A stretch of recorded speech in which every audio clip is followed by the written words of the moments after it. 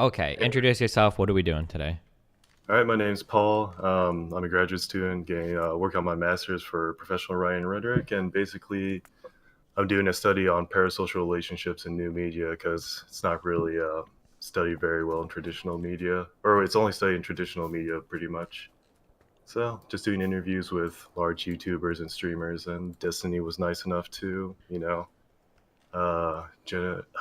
donate his time to me, basically. All right, cool. Do you know how long this will take? Just curious.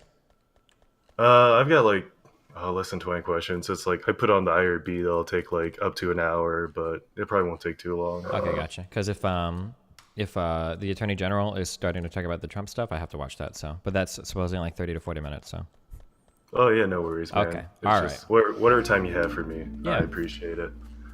All right, so to start off, I'll just Destiny say Train like, said he didn't do you know want anything about white parasocial supremacy. relationships and like what they are? I'm sorry, fuck. Somebody just tried to donate me a literal novel. Okay, you said are you gonna explain parasocial relationships and what they are? I mean, I can after the question. It's just I'm wondering if you know what they are. Oh, yeah. So my understanding is that a parasocial relationship is when somebody is like watching somebody that they don't have direct contact with, so like an online content creator, and they get the feeling that they're developing a personal relationship with that person, even though they're not really. Yeah, that's pretty much it. It's just the one-sided relationship that kind of develops with interacting with media persona. Hmm. That's cool because a lot of people don't necessarily know. Sure. So, in what ways have you kind of like promoted your content to make it more appealing to people? I mean um, well, fuck. I mean, in a lot of ways, I guess. Do you want stuff related to the parasocial relationship stuff, or just everything? I guess you can tend it towards whatever you feel is more appropriate. Like, I guess maybe what makes your content more appealing to people, like specifically that they might engage with you in like this personal way. Um, yeah. So I guess Okay, I'm sorry. Okay, Yeah, no ways worries. that I've tried to make my stream more approachable. So, I mean, I obviously play certain video games that people that other people play, so that they have some relevant interest in terms of what I'm doing. Um, I incorporate a lot of humor into my stream, I guess. So, I mean, like being funny is kind of like an important part. I reveal a lot of personal information to kind of like build a stronger connection to people. I guess when people feel like they know more about you personally, it gives them more things to relate to, and it makes it feel like they have a closer Hmm. relationship with you. And then I try to interact heavily with my community so that it feels like they have a more personal relationship with me. Yeah. Yeah, cool.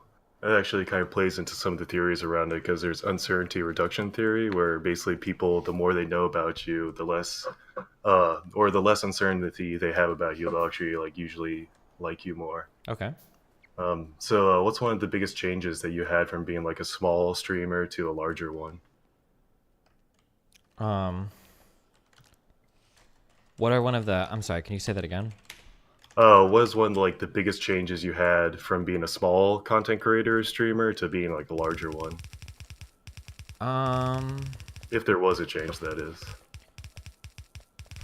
it's hard to say if there was a change because, like, when I was a small content creator, um, I was like, I was still like one of the largest because, like, I kind of like streaming kind of grew with me, right? Hmm. Like, it's not like I started and there were other big content creators. I just like, yeah, I mean, I started and then streaming grew and then I grew, so it all kind of happened alongside each other. So, like, I mean, like public like attention, like hate threads, like fans and anti-fans, people trying to harass me online, like that stuff I've kind of like dealt with from the very beginning. Okay. Because you started from like when streaming was really early on, right? Well, but yeah, when it was pretty much non-existent, yeah. Nice. So have you noticed that the interactions with your fans kind of like changes and develops as your popularity grew? No, actually, I try to keep pretty much the same interactions that I've had all the time. I don't know how it's still worked, but yeah, like I still like up until like a couple months ago, I still responded to like every single email I got, um, and then like I still like pay attention to chat and talk to people in chat and know a lot of people from chat and everything, and yeah. Nice. So what do you think is the most appealing quality for your fans then that you have? Um, For me, I mean, I think that the political stuff plays into it pretty relevantly. Like, obviously, a lot of people agree with me politically. I think my thought process is really important to a lot of people. So the fact that I'm able to tackle certain political things in a relatively cold way, I think is appealing to a lot of people because left-leaning people typically don't do that.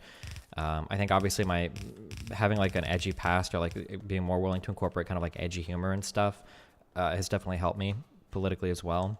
I think the fact that I'm like decently good at games that I play is probably important as well. Like if I was absolute dog shit at everything I played, people would probably be less willing to watch. So Hmm. So you say you're kind of like a bit more authentic, a bit more personal with your fans. yeah, I don't necessarily think that that's like required to be a good streamer, but like authenticity and genuinity. I don't know if that's a word. Being genuine is like has been a really important part of my, I guess, like brand for a long time. Yeah. Oh, nice. Yeah. I can, well, as a fan myself, I can definitely say that it's refreshing and all that. Mm-hmm. So, how do you think the platform of like Twitch and YouTube kind of helps you grow this fan base and be popular as opposed to like traditional media and TV and radio? Well, I mean, interaction is the number one, is the hallmark of like new media today that doesn't really exist on TV. Like, if there's a Game of Thrones actor you like, I mean, you can't really do anything on HBO with them, right? But if you get on social media or especially things like Twitch, you can like very heavily interact with people. Yeah, definitely, definitely, especially with like the donations and everything. Mm-hmm. So you kind of answered this earlier, but do you consider like yourself a friend to your fans? Not really, no. I mean, like, I talk to people every now and then, but, like, I try to have some kind of a line drawn, like, yeah. And do you think like a lot of your fans can consider you a friend? Um, I mean, I would hope not necessarily. I mean, like, it really depends on what we mean by the word friend. Like, if people email me for, like, really, really personal stuff, like, somebody emails me, like, hey, like, I'm trying to figure out, like, where I should go to college or whatever, like, I usually tell people, like, hey, like, I can't really make this decision for you. Like, you need to talk to, like, the appropriate, like, some kind of counselor or something, or, you know, like, talk to a therapist or something. I usually try to, like, draw pretty clear lines there because I can't give that advice without, like, really knowing somebody. Oh yeah, there's like the ethical question in there too of like how much. But so what ways do you think like YouTube and Twitch actually specifically help you connect better with the audience? Well, for Twitch, it's the fact that it's live and I have a chat room. That specific thing helps me. For YouTube, arguably you could say like the comment section, but it's not really a good. The connections on YouTube are much less personal than the connections on a live streaming platform, I would say. Hmm. Would you say the comment section and like chat kind of gives you more direct feedback as opposed to something like TV that media uses like focus groups and stuff? Not necessarily. I mean, you get more direct feedback, but a focus group feedback might be more accurate because you're collecting data and you're hopefully parsing it in a responsible manner. Whereas online, you're just one human reading stuff, so you're gonna have a whole bunch of internal biases in terms of like how you interpret the feedback. Yeah. Oh, and good answers. So have you ever interacted with fans in person? Yeah, of course, yeah. Do you do it often, or is it just like will people walk up to you on the street, be like, "Hey, I'm a big fan," and all that? I mean, it really depends on the types of interactions we're talking about. But I mean, sometimes I'll like meet people when I go to like events. Like there are like friends or fans that I'll like schedule to like hang out with or whatever. And then sometimes if I'm at like a city, if I'm streaming, like if I'm just streaming, people will come up and find me. Or sometimes at like large events, like in showrooms, like people will find me and like shake my hand and stuff. Do you ever find that to be a problem when they approach you? No, I love it actually. I'm super humble. It's like it makes me feel like a movie star or whatever. So I still really like that.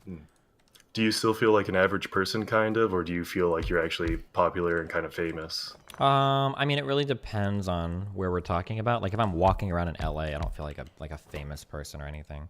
Um, but I mean, if I'm like at a certain event, or if I'm at like if I'm in a city and a bunch of fans are starting to find me, yeah, it feels a little. I guess you feel a little famous after a while, yeah. Do you like when you're streaming? Do you feel like just an average guy streaming, or what? I mean, like I've always had like a pretty high opinion of myself, so I never really feel like a totally average guy. But I mean, that's probably just my own ego. It's understandable. You're a pretty big streamer, so. Mm-hmm. Um, so what do But you I mean, like think I is? feel like more or less the same that I've always felt. Like I don't feel like I like introspection is like very important to me. I think I have like a very accurate like assessment of myself. Like I don't like God complex or anything. I think I understand like my weaknesses and my strengths pretty well. But it's just been kind of continuous how you feel about yourself. Wait, say that again. What do you say? It's just been kind of continuous how you feel about yourself. Yeah, like yeah. I don't think streaming has changed that too much. No, So, what do you think is your most popular type of content that you make? political content for sure. And how many, if you don't mind me asking, how much time a week do you generally spend, like streaming and creating your content? How much time a week do I spend streaming and creating my content? Oh, fuck. That's a hard one to answer. Probably maybe 50 or 60 hours.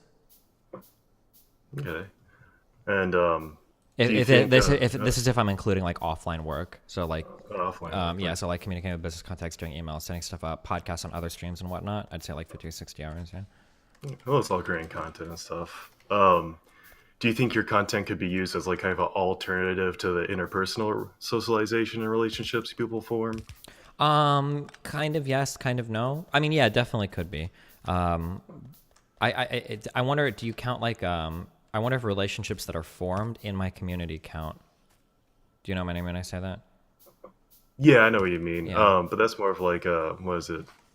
I forget the word, but it's like the whole thing, the apparatus built around your streaming. This is kind of more focused on like Yeah, like do you people as the just watch content my streamer. stream? Yeah, I mean, I'm sure by opportunity cost, I'm sure it must, right? Like if you spend, so for instance, there are people that spend like 50 hours watching me a week or something, well, I don't know if I stream that much anymore, but if they spend like 30 hours a week like watching me or something, I mean, they by virtue of having limited time probably aren't doing as much in real life, I would imagine. Yeah, and kind of using you as their means of socialization or getting that stuff. Yeah. So, just kind of like lastly to close up, do you have anything that you want to expand on, or any questions for me, or anything you want to kind of like talk about for the subject of parasocial relationships? Not necessarily. I don't think that parasocial relationships are intrinsically bad, as long as they're not stifling as long as they're not stifling your I guess any real life interactions you've had. So like if you started to forego like real relationships in favor of parasocial relationships, it's probably not a good thing. But Oh yeah, definitely. For yeah. the most part, parasocial relationships are kind of like pretty common, and they're kind of like good in a way that you're able to experience different type of socialization and kind of experiment. But the problem does come when it's extreme parasociability, Hmm. where it does become that substitute for actually going out and having relationships. Yeah, that would probably not be good.